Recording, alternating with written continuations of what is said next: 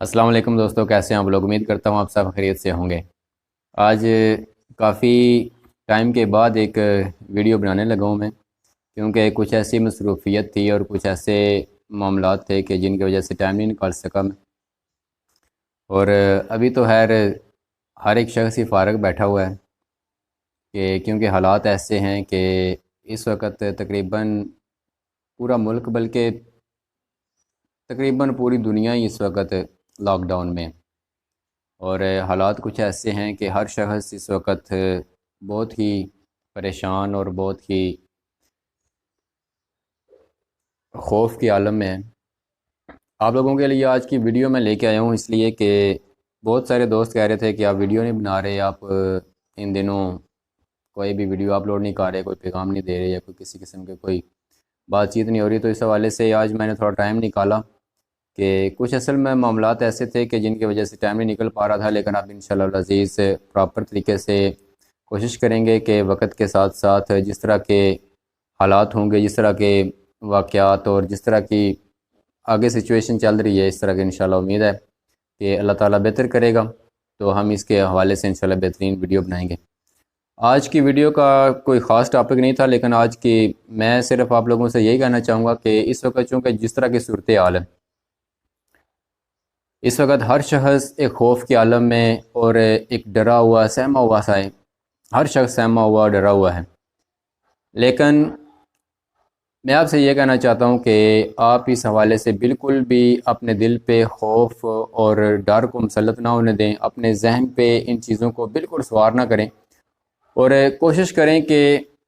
ہم اپنے آپ کو بالکل ایزی کر کے رکھیں، اپنے دل و دماغ کو بالکل اس خوف سے بالکل دور رکھیں، کیونکہ اللہ تبارک و تعالیٰ کی طرف سے جسے یہ بیماری لگنی ہے اس سے تو لگنی ہے،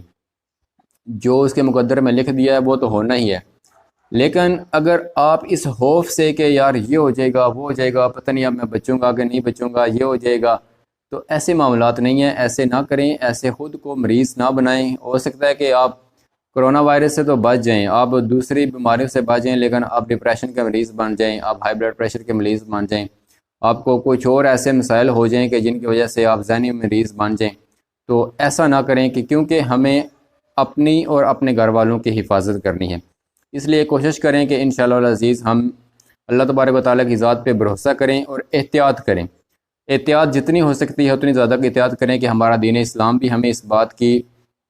تاکید کرتا ہے کہ ہم ہر کام کو بڑے احتیاط، اہتمام اور صاف ستھرے طریقے سے کریں،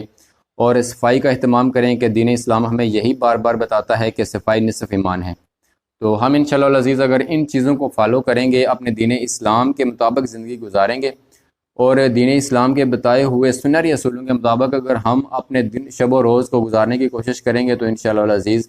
ہم ایسے موذی امراض سے بچنے میں کامیاب ہو جائیں گے۔ احتیاط کی جہاں تک بات کی جائے تو ان دنوں چونکہ لاک ڈاؤن ہوا ہے، تو لاک ڈاؤن کے دوران کوشش کریں کہ زیادہ سے زیادہ ٹائم اپنے گھروں میں گزاریں،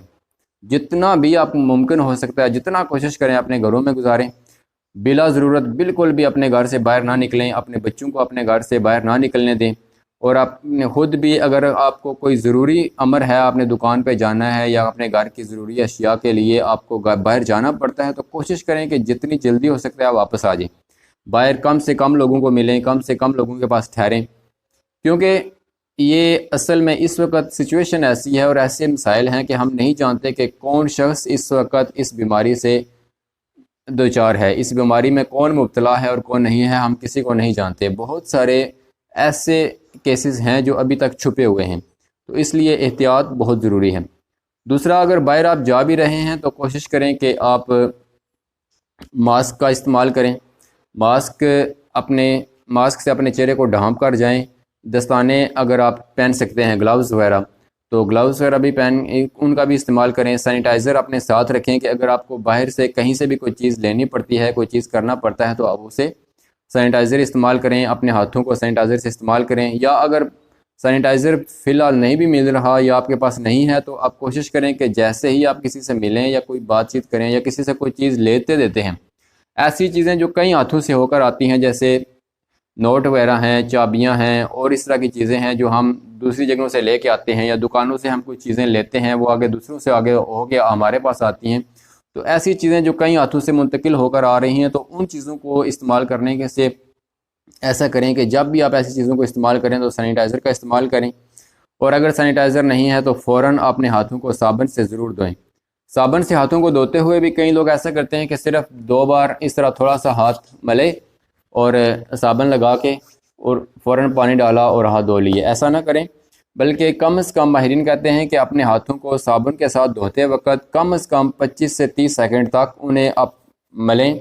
اور اچھی طرح آپ ان کلائیوں تک، یہاں تک ان ہاتھوں کو صاف ستھرا کریں، انہیں اچھی طرح ملیں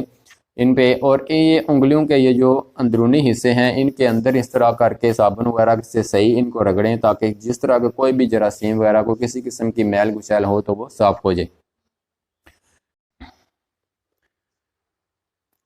اور جتنا ہو سکتا ہے اللہ تبارک و تعالیٰ کی یاد میں وقت گزاریں، اللہ تعالیٰ کی بارگاہ میں توبہ استغفار کریں، اپنے گناہوں کی توبہ کریں، اور اللہ تعالیٰ سے اس وبا سے بچنے کی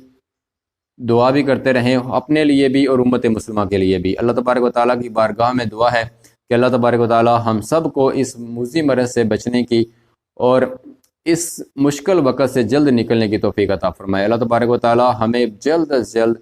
اللہ تبارک و تعالیٰ ہمیں جلد اس مشکل وقت سے، اس مشکل گھڑی سے نکالے۔ اللہ تبارک و تعالیٰ تمام مسلمانوں کو اس موذی مرض سے نجات عطا فرمائے، اور جو مسلمان اس میں مبتلا ہیں اللہ تبارک و تعالیٰ ان کو صحت و تندرستی عطا فرمائے، اور جو مسلمان اس دنیا سے اس مرض میں چلے گئے ہیں اللہ تبارک و تعالیٰ ان کے بخشش فرمائے، ان کی قبر و حشر کی منزلیں آسان فرمائے۔ اللہ تبارک و تعالیٰ ان کو جنت الفردوس میں اعلیٰ مقام عطا فرمائے۔ وما علینا الا البلاغ المبین۔